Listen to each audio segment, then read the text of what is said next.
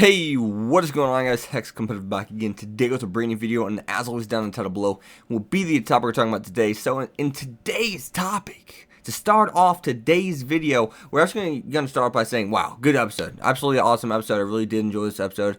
I thought it was very well set up. I mean, the next two episodes seem as if they're going to be action-packed. Or the last two episodes, I'm not really sure, because I keep saying next episode, but shit like Blue Exorcist, I've been saying that the past 3 weeks. Now, we find out that Story's actually been in bed for 5 days. It's like 4 or 5 days. And it's kind of like, oh shit, from purifying that dragon, we see how hard it is to purify him. Now, is he going to try to purify the Calamity? God of Calamity? I mean, the Lord of Calamity? I mean, obviously he's the strongest thing out there. And if that put Story in bed for 5 days, I can only imagine what it would do to Alicia and Rose, because Alicia and Rose have been in bed for 9 days.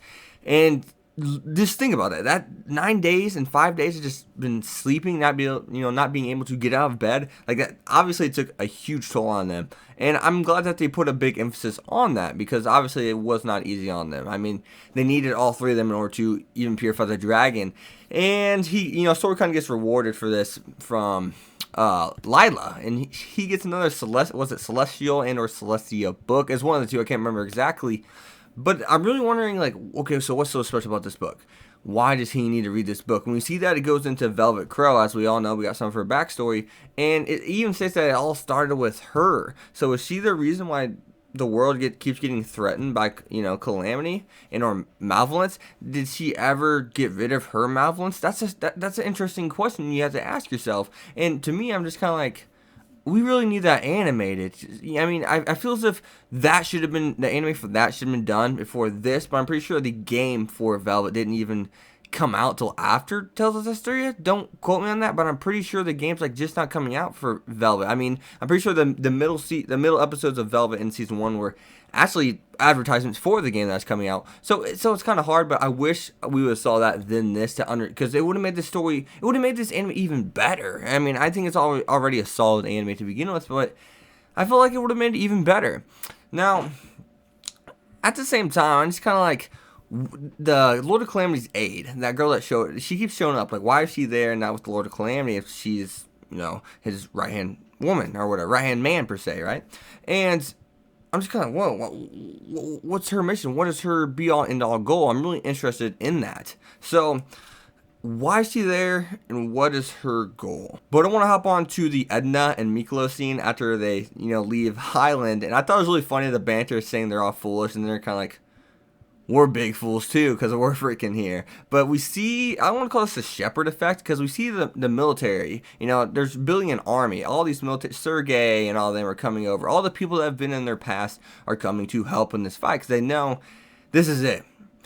If we don't help him and he loses, well, we're gonna be done for anyways, because he's the only one that can truly stop malevolence, right? He's the only one that can truly purify it. And I really like the scene. If you guys did not see the ending for season 1, like the ending, it kind of showed Alicia, Alicia and Rose, Zavid, and Diesel and Edna all next to each other. I'm pretty sure that scene where like Diesel and Zavid are hanging out, drinking, getting drunk, and then you have Alicia and Rose bonding over there to the right, and Edna's just kind of sitting there kicking her feet next to Zavid and Diesel. I'm pretty sure that was actually the season 1 ending.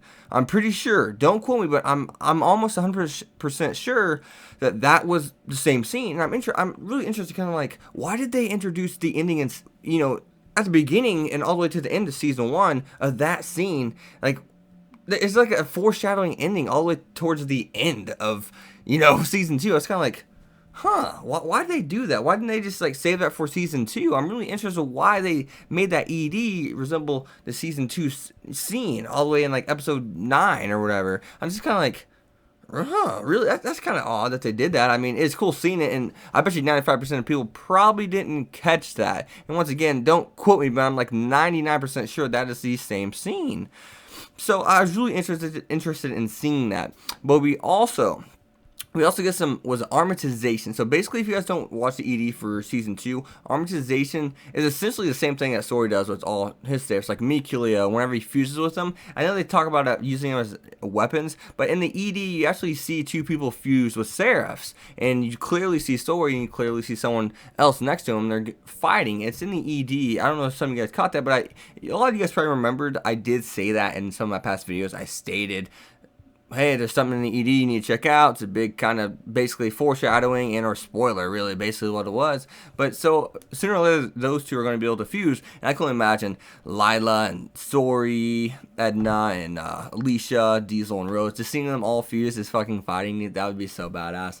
But basically, Diesel even stated that Lila's as strong as Seraphim, and she cannot go and aid in or do an armatization with Rose and or Alicia.